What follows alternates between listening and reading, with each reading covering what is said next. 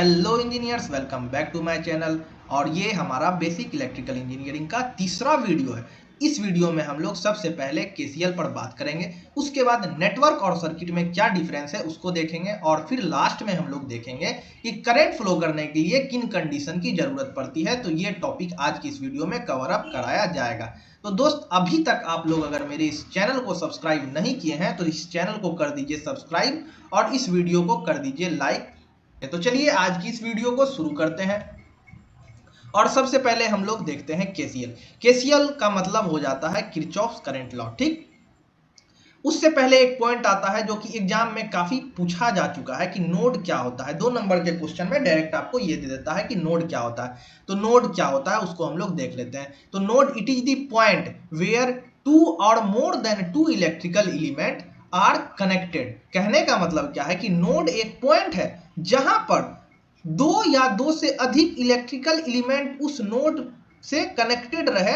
उस पॉइंट को हम लोग कहते हैं, क्या कहते हैं, नोड। ठीक, और इसको जंक्शन भी कह सकते हैं। ठीक है, नोड कह सकते हैं या आप जंक्शन कह सकते हैं। तो कहने का मतलब क्या है, 2 या 2 से अधिक इलेक्ट्रिकल एलिमेंट किसी एक पॉइंट से कनेक्टेड रहता है तो वो पॉइंट हमारा कहलाता है नोड। ठीक, आगे बढ़ते हैं। दूसरा चीज ये समझते हैं, जो केसीएल हमारा लगता है, केसीएल ऑलवेज अप्लाई, जो हम केसीएल जो लगाते हैं, केसीएल हमेशा जो है हम लोग नोड पर ही लगाते हैं। ठीक, ये चीज आप लोग जान लीजिए, KCL always apply eight node. अब केसीएल का स्टेटमेंट क्या कहता है, किरचॉफ्स करंट लॉ क्या कहता है उसको हम लोग जानते हैं, देखते हैं। तो केसीएल ये कहता है, at any node total sum of current at that node is always zero. कहने का मतलब क्या है कि किसी भी नोड पे आप अगर केसीएल लगा रहे हैं तो उस नोड पे टोटल करंट जो है वो आपका जीरो होना चाहिए। ठीक, उस पॉइंट पे यानी कि उस नोड पे आपका टोटल करंट जीरो होना चाहिए। उस चीज को आइए हम लोग देखते हैं क्या कह रहा है। तो कहने का मतलब है क्या कि अगर आपका इलेक्ट्रिकल एलिमेंट अगर कनेक्टेड है कोई पॉइंट से, सपोज दैट ये आपका पॉइंट है और इलेक्ट्रिकल एलिमेंट कनेक्टेड है। ठीक है, ये आपका जेड है। ठीक है, समझने का कोशिश करिए।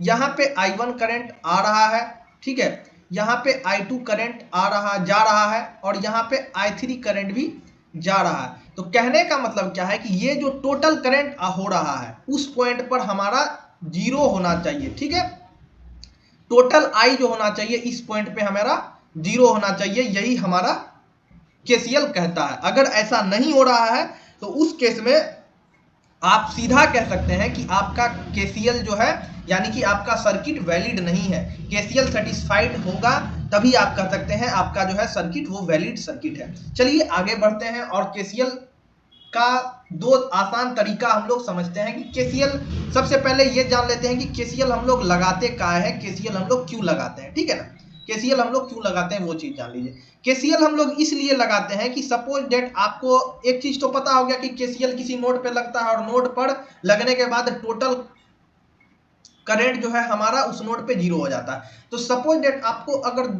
दिया हुआ रहेगा, ठीक है, इलेक्ट्रिकल एलिमेंट है, यहाँ पे 3 एम्पियर है, ठीक है, 3 एम्पियर है सपोज डेट मान लीजिए, और यहाँ पे भी एक इलेक्ट्रिकल एलिमेंट है, ये आपका 2 एम्पियर है।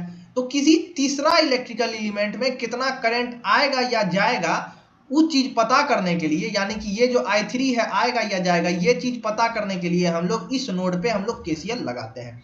आई होप यहां तक आपको क्लियर होगा। अब केसीएल लगाने का 2 तरीका है, जो आपको आसान लगेगा उस तरीके से आप केसीएल लगा सकते हैं। तो पहला तरीका क्या है कि किसी भी नोड पे जितना भी करंट आ रहा है वो बराबर होगा टोटल आउटगोइंग करंट के। पहला तरीका तो ये है, मतलब कि किसी भी नोड पे जितना इनकमिंग करंट है उतना ही आउटगोइंग करंट होना चाहिए। ठीक है, ये नोड है, ये 3 है, तो ये भी 3 ही होना चाहिए, जितना इनकमिंग है उतना ही आउटगोइंग होना चाहिए। आगे बढ़ते हैं और दूसरा हम तरीका समझते हैं कि दूसरा मेथड क्या है जो आप लगा सकते हैं। तो कहने का मतलब क्या है कि अगर आपको तो पता है कि टोटल करंट जीरो है, तो आप ऐसा कर सकते हैं कि अगर कोई भी करंट इनकमिंग है, इनकमिंग करंट को, अगर ये हमारा नोड है इनकमिंग करंट है, तो इनकमिंग करंट को आप निगेटिव मान लीजिए। ठीक है, इनकमिंग करंट को आप निगेटिव कंसीडर कर लीजिए, और जो भी आउटगोइंग करंट है उस नोड पर उसको आप पॉजिटिव कंसीडर कर लीजिए और एल्जेब्रिक सम कर दीजिए। उस केस में आपका भी सेम वैल्यू और आपका वैल्यू निकल के आ जाएगा। तो ये 2 तरीका है, आपको जो तरीका आसान लगता है वो तरीका लगा के आप उस नोड पर केसीएल अप्लाई कर सकते हैं और जो भी वैल्यू आपको नहीं दिया गया है उस वैल्यू को फाइंड आउट कर सकते हैं। ठीक है, तो आइए हम लोग दोनों तरीका लगा के समझते हैं कि कैसे हम लोग अप्लाई कर सकते हैं केस 1 और केस 2। ठीक है, तो सपोज डेट आप यहां से ऐसे मान लीजिए कि ये एक इलेक्ट्रिकल एलिमेंट है जिसमें एक रेजिस्टेंस हम R1 वैल्यू मान लिए हैं। ठीक है, आगे बढ़ते हैं, ये नोड है और ये हमारा R2 नाम का एक इलेक्ट्रिकल एलिमेंट है, यहीं पर एक जो है रेजिस्टेंस हम R3 मान लिए हैं। ठीक है, ये हमारा एक R3 नाम का इलेक्ट्रिकल एलिमेंट है और ये तीनों एक पॉइंट से कनेक्टेड है जिसको हम लोग N1 नाम से जान लेते हैं। ठीक है, अब यहाँ पे सपोज डेट मान लीजिए कि 3 एम्पियर करंट इनकमिंग है, 2 एम्पियर करंट जो है आउटगोइंग है और R3 के अक्रॉस जो है 1 एम्पियर करंट जो है और बाहर की तरफ जा रहा है। ठीक, बाहर की तरफ ये जा रहा है। तो जब यहाँ पे आप केस 1 लगा रहे हैं, केस 1 लगा रहे हैं, तो केस 1 लगाइएगा तो कुछ इस प्रकार होगा। टोटल इनकमिंग करंट कितना है? तो सर 3 एम्पियर है। टोटल आउटगोइंग करंट कितना है? तो दिख रहा है R2 के अक्रॉस भी जा रहा है और R3 के अक्रॉस भी जा रहा है, तो 2 एम्पियर है प्लस 1 एम्पियर है। तो कहने का मतलब क्या हो गया कि टोटल इनकमिंग करंट हमारा है 3 ampere equal to total outgoing current, hence KCL satisfied. अब बात करते हैं केस 2 पे। केस 2 पे जब हम लगाते हैं, ठीक है, तो केस 2 में क्या था कि टोटल इनकमिंग करंट जो है वो 0 होना चाहिए, यही कह रहा है केसीएल ना। तो अब टोटल इनकमिंग करंट अगर 0 है तो इनकमिंग करंट को हम लोग निगेटिव मान लिए। तो कहने का मतलब है कि अगर आप पॉजिटिव भी मान सकते हैं, अगर आप इनकमिंग करंट को अगर आप पॉजिटिव मान रहे हैं, इनकमिंग करंट को अगर आप पॉजिटिव मान रहे हैं तो आउटगोइंग करंट को निगेटिव मान लीजिएगा। ठीक है, आउटगोइंग करंट को आप निगेटिव मान लीजिएगा। ठीक, अगर आप मतलब इनकमिंग करंट को निगेटिव मान रहे हैं तो आउटगोइंग करंट को पॉजिटिव मान लीजिएगा, ये उल्टा आप कर सकते हैं। ठीक है, हम लगाते हैं और केस 2 लगाने के बाद देखते हैं कैसे लगता है। तो केस 2 क्या कह रहा था कि इनकमिंग करंट को निगेटिव मान लिए। ठीक है, इनकमिंग करंट को हम निगेटिव मान लिए हैं। ठीक है, तो -3 एम्पियर हो गया प्लस आउटगोइंग करंट को प्लस मान रहे हैं तो ये हमारा हो गया 2 एम्पियर और 1 एम्पियर और है जो कि बाहर की तरफ गया है। ठीक, जब इसको आप इक्वेट करिएगा तो -3 एम्पियर प्लस 3 एम्पियर यानी कि total 0 ampere, hence KCL satisfied. ठीक, तो केस 2 से भी आप लगा सकते हैं, केस 1 से भी आप लगा सकते हैं, आपको जो आसान लगे वो आप आराम से इसमें लगा के आप वैल्यू फाइंड आउट कर सकते हैं। तो केसीएल इसलिए करते हैं कि सपोज डेट ये आपको 1 एम्पियर नहीं दिया रहता, ठीक है ना, तो 1 एम्पियर जब नहीं दिया हुआ रहेगा तो आपको फाइंड आउट करना है कि इसका वैल्यू क्या है। ठीक है ना, तो इसका वैल्यू क्या है वो फाइंड आउट करने के लिए आप केसीएल लगाते हैं। तो अगर मान लीजिए आपको इसका वैल्यू आई दिया हुआ है, ठीक है, तो अगर उस केस में आप अगर लगा रहे हैं तो कैसे क्या करिएगा, तो आप देख लीजिए कि टोटल इनकमिंग करंट कितना है। टोटल इनकमिंग करंट है 3 एम्पियर और टोटल आउटगोइंग करंट कितना है। टोटल आउटगोइंग करंट आपको 2 एम्पियर दिख रहा है। ठीक, तो अब बताइए कि जो 1 एम्पियर है इधर आएगा या इधर आएगा, यानी कि आउटगोइंग के तरफ आएगा। तो आउटगोइंग के तरफ अगर 1 एम्पियर आ रहा है तो आप कह सकते हैं कि R3 के अक्रॉस जो है I का वैल्यू होगा हमारा 2 एम्पियर। ठीक है, दूसरा तरीका से भी आप इसको लगा सकते हैं। ठीक है, तो सपोज डेट आप जो है इसको आपको क्लियर करके समझाते हैं, जैसे कि आप अच्छे से समझने की कोशिश करिए। सपोज डेट ये इलेक्ट्रिकल एलिमेंट आपको दिया हुआ है, ये है 3 ओम, ठीक है, और ये है आपको 1 ओम और आपको मान लीजिए क्वेश्चन दिया हुआ है ये है 4 ओम, ठीक है, और इलेक्ट्रिकल एलिमेंट में ये जो है 3 एम्पियर का करंट इनकमिंग है, ये आपका 2 एम्पियर का करंट जो है बाहर की तरफ आउटगोइंग है और ये जो हमारा कोई आई नाम का करंट है जो कि आउटगोइंग है। ये करंट आपको फाइंड आउट करना है। ठीक है, ये करंट आपको फाइंड आउट करना है। तो अब इस नोड, ये जो पॉइंट है ये हमारा नोड है, तो अब हम लोग केसीएल यहां पे लगा सकते हैं। तो अप्लाइंग केसीएल, ठीक, जब आप केसीएल यहां पे लगा रहे हैं तो आप लगाइए केस 2 मेथड, बहुत आसान मेथड है। तो केस 2 मेथड क्या कह रहा था कि -3 एम्पियर इनकमिंग है, ठीक है, आउटगोइंग कितना है +2 एम्पियर है, उसके बाद एक और आउटगोइंग है जिसको हम लोग आई मान के रखे हुए हैं, आई है, इज इक्वल टू 0 होना चाहिए। जब आप इसको सॉल्व करिएगा तो आपका आई का वैल्यू निकल के आ जाएगा 1 एम्पियर। तो केसीएल हम लोग इसलिए लगाते हैं ताकि हम लोग वैल्यू फाइंड आउट कर सकें। ठीक है, आई होप यहां तक आपको क्लियर हो गया होगा। अब आगे एक और अच्छा टॉपिक है, उसको हम लोग देख लेते हैं कि KCL is based on conservation of charge. कहने का मतलब क्या है कि केसीएल जो है वो कंजर्वेशन ऑफ चार्ज पे बेस्ड ऑन है। कैसे कंजर्वेशन ऑफ चार्ज पे बेस्ड ऑन है? तो आई इज इक्वल टू होता है हमारा D Q by D T. तो उस हिसाब से अगर एक नोड पे I1 नाम का करंट आ रहा है और उसी नोड से I2 नाम का करंट जा रहा है, तो इसको आप कुछ इस प्रकार लिखिएगा, -I1 plus I2 is equal to 0 एकदम लिखिएगा। उसके बाद इस I1 को आप ऐसे लिख सकते हैं -dq1 बाई dt, ठीक है, plus dq2 by dt is equal to 0।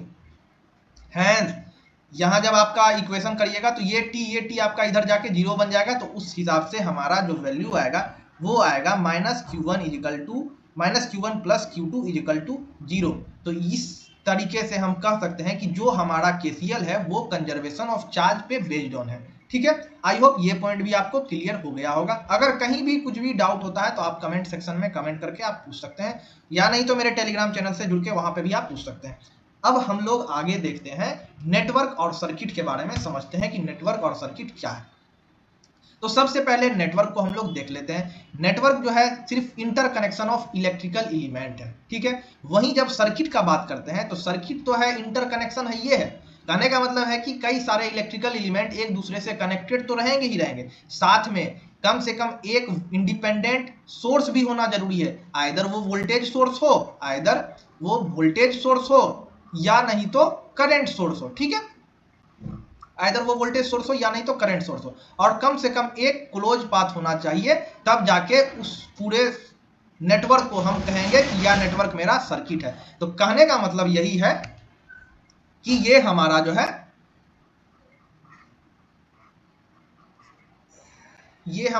इसको हम लोग थोड़ा देर के लिए कह सकते हैं कि ये इंटरकनेक्शन ऑफ इलेक्ट्रिकल एलिमेंट है। तो ये हमारा हो गया नेटवर्क, ठीक है, ये हो गया नेटवर्क। लेकिन वहीं अगर एक वोल्टेज सोर्स लगा दें, ठीक है, V1 नाम का, और इसको हम अगर कनेक्ट करके क्लोज पाथ बना दे, तो ये हमारा जो है पूरा का पूरा ये हमारा हो जाएगा सर्किट। तो ये हमारा हो गया सर्किट, और नेटवर्क आपको हम बता दिए बड़े ही आसान लैंग्वेज में। तो एक चीज आप और यहाँ पे जान लीजिए कि जितने भी नेटवर्क है, ठीक है ना, वो सिर्फ नेटवर्क है, लेकिन जितने भी सर्किट है वो सारे सर्किट जो है हमारे नेटवर्क कहला सकते हैं, ठीक है, जितने भी सर्किट है वो हमारे नेटवर्क कहला सकते हैं, ठीक है। चलिए आगे बढ़ते हैं और दूसरा चीज हम लोग देखते हैं कि condition for current flow. Current flow करने के लिए किन कंडीशन की जरूरत होती है? तो करंट फ्लो करने के लिए हम लोगों को 3 कंडीशन की जरूरत होती है। पहला कंडीशन ये है कि उस सर्किट में कम से कम एक इंडिपेंडेंट सोर्स होना चाहिए, याद रखिए, कम से कम एक इंडिपेंडेंट सोर्स होना चाहिए। दूसरा, कम से कम एटलीस्ट 1 क्लोज पाथ होना चाहिए। तीसरा, रिटर्निंग पाथ भी होना चाहिए, ठीक। ये 3 कंडीशन चाहिए करंट फ्लो करने के लिए, ठीक है। अब आप एक चीज बताइए, आपको एक सर्किट हम बना के देते हैं, ठीक है, ये R2 है और ये हमारा Vx है, ठीक है, इसके R2 के अक्रॉस, और ये हमारा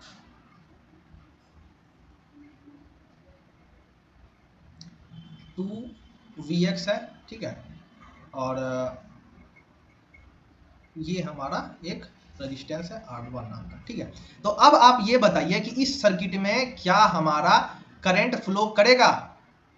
तो इस सर्किट में हमारा करंट फ्लो नहीं करेगा। तो इस सर्किट में हमारा करंट फ्लो क्यों नहीं करेगा? तो इस सर्किट में हमारा करंट इसलिए नहीं फ्लो करेगा कहा कि ये हमारा Vx जो है ये इंडिपेंडेंट सोर्स नहीं है, ये डिपेंडेंट सोर्स है, और करंट फ्लो करने के लिए कम से कम 1 इंडिपेंडेंट सोर्स होना जरूरी है। और रिटर्निंग पाथ क्या होता है उसको भी हम आपको समझाने की कोशिश करते हैं। तो रिटर्निंग पाथ कुछ इस प्रकार होता है, कहने का मतलब है कि अगर I1 नाम का करंट इससे फ्लो कर रहा है तो सर्किट कंप्लीट होने के बाद जो है ये I1 नाम का करंट जो है इधर भी फ्लो करना चाहिए। सपोज दैट ये हमारा, आपको अच्छे से समझा देते हैं, ठीक है, रिटर्निंग पाथ किसको कहते हैं, ठीक है। तो सपोज दैट ये हमारा एक सर्किट है, सबसे पहले सर्किट बना लेते हैं, ठीक है। ये हमारा वोल्टेज है जो कि 2 वोल्ट है, ठीक है, और इधर भी एक रेजिस्टेंस हम लगा देते हैं, और इधर भी हम एक वोल्टेज सोर्स लगा देते हैं, ठीक है। तो कहने का मतलब क्या है कि अब जो है ये हमारा एक सर्किट है। अब सर्किट में रिटर्निंग पाथ का मतलब क्या हो गया कि I1 नाम का करंट सपोज डेट अगर यहां से फ्लो कर रहा है तो बाद में घूम फिर के जितना भी खपत हो जाए यहाँ पे I1 नाम का करंट रिटर्न होना चाहिए, वही है हमारा रिटर्निंग पाथ। तो एक सर्किट में कम से कम क्लोज्ड पाथ भी होना जरूरी है, वन वोल्टेज सोर्स भी होना चाहिए और कम से कम एक रिटर्निंग पाथ भी होना जरूरी है, तब जाके हमारा करंट फ्लो करेगा उस सर्किट में। ठीक है, अगर किसी सर्किट में करंट फ्लो नहीं कर रहा है तो वो सर्किट हमारा इनवैलिड सर्किट कहला जाता है। ठीक है, आई होप यहां तक आपको क्लियर हो गया होगा। अगर कहीं भी कुछ भी डाउट है आप कमेंट सेक्शन में कमेंट करके वो डाउट अपना रख सकते हैं, और नहीं तो मेरे टेलीग्राम चैनल से जुड़ जाइए, वहां पे आपको पूरा हेल्प मिलेगा।